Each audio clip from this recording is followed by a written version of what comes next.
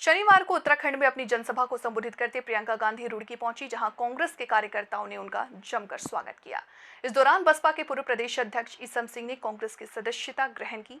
कांग्रेस के राष्ट्रीय महासचिव प्रियंका गांधी ने मंच पर आकर गंगा जी को प्रणाम किया और हर हर गंगे जय घोष किया।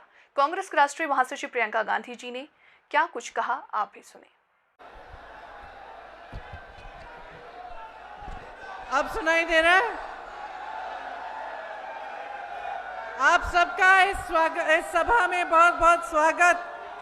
श्री हरीश रावत जी,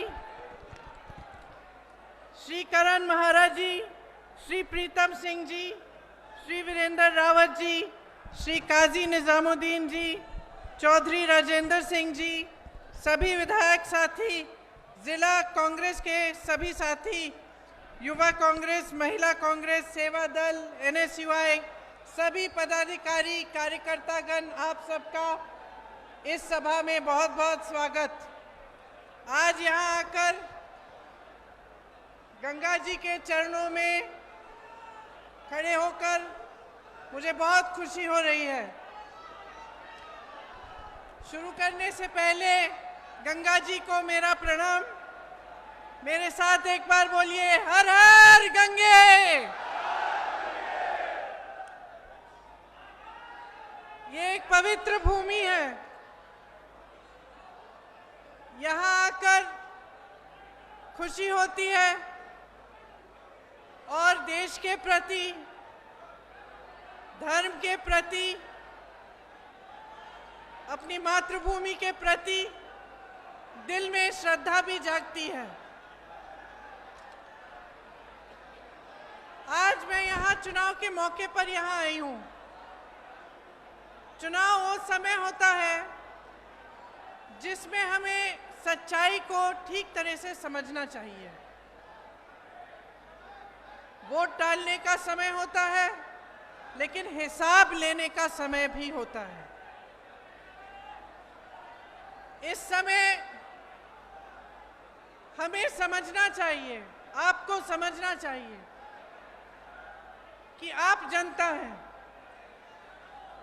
देश को बनाने वाले आप हैं, और जो आप चुनने जा रहे हैं, जिस सरकार को आप चुनने जा रहे हैं, उसको अगर आप सोच समझकर पूरे विवेक से नहीं चुनेंगे तो आगे के जो 5 साल हैं, जो आपका भविष्य है, वो संकट में आ सकता है।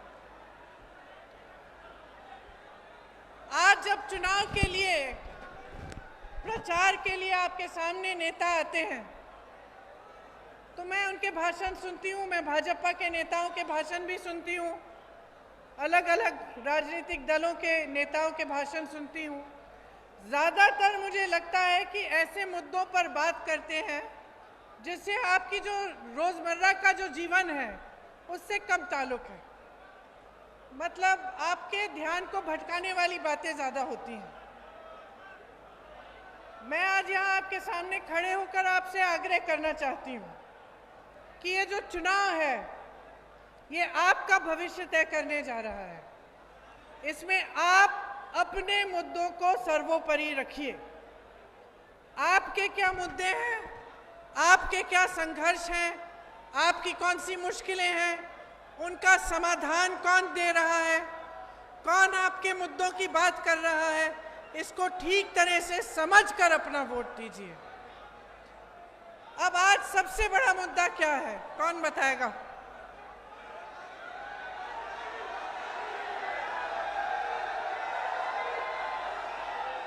बेरोजगारी की महंगाई,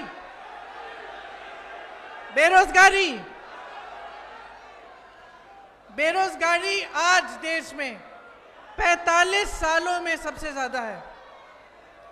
मोदी जी के भाषण सुने आपने? सुने?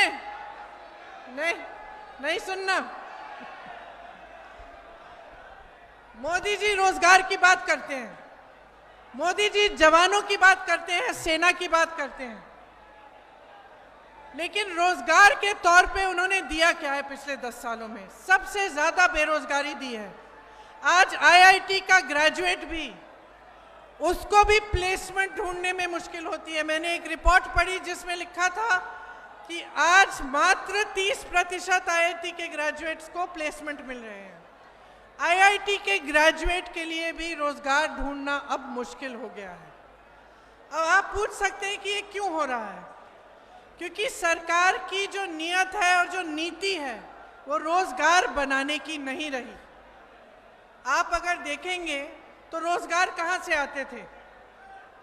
बड़े बड़े PSU से आते थे, बड़े जो कारखाने होते हैं जो सरकारी PSU थे उनसे आते थे, छोटे और मीडियम साइज के बिजनेसों से आते थे, जो अपने छोटे दुकानदार हैं या कोई अपना छोटा फैक्ट्री खोलता है, जो भी कारोबार हो उसमें जो रोजगार मिलता था, और खेती किसानी से आती थी। ये 3 माध्यम थे रोजगार बनाने के। और अगर आप देखेंगे तो इस सरकार ने क्या किया? सबसे पहले आप देखिए कि जो PSU थे, बड़े बड़े कारखाने थे जिससे तमाम जॉब्स मिलते थे, उनको तो इन्होंने सौंप दिया अपने बड़े बड़े उद्योगपति मित्रों को। चाहे हवाई अड्डे, चाहे रेलवेज हो, चाहे कुछ भी हो, बंदरगाह हो, अपने गिने चुने जो बड़े बड़े उद्योगपति मित्र हैं उनको या तो सौंप दिया गया है या फिर सौंपने की प्रोसेस शुरू हो गई है। तो जहां से आपको रोजगार मिलता था वो तो चले गया इनके बड़े बड़े उद्योगपति मित्रों के पास। सरकारी जो जॉब्स थे वो कम हो गए। जो छोटे और मध्यम साइज के जो बिजनेस थे उन पे पहले नोटबंदी थोपी गई। आपको बताया गया कि देशभक्ति है, आप कतार में खड़े हो जाओ। आपने किया भी, आपने पूरा विश्वास किया कि भाई काला धन वापस आ जाएगा। अब पता चल रहा है वो काला धन कहाँ गया। अब पता चल रहा है क्योंकि सुप्रीम कोर्ट ने कहा कि जो चंदा भाजपा को मिली है उसको दिखाओ, पूरा दिखाओ, पारदर्शी बनाओ, उसकी लिस्ट बताओ। अब उसमें पता चल रहा है कि काला धन कहाँ पहुंचा। सबसे चंदा ली है, सबसे ज्यादा इन्होंने ली है। जो वो गुजरात में पुल गिरा, जो पुल बना, जिसने पुल बनाया था उससे इन्होंने चंदा ली। जहां जहां बड़े बड़े ठेके, सबसे चंदा ली। कोविड में आपको वैक्सीन लगी? हाथ उठा के बताओ। वैक्सीन की कंपनी से चंदा ली।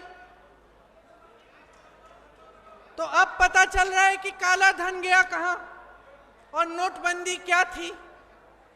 लेकिन नोटबंदी का नुकसान कौन झेल रहा है? मोदी जी।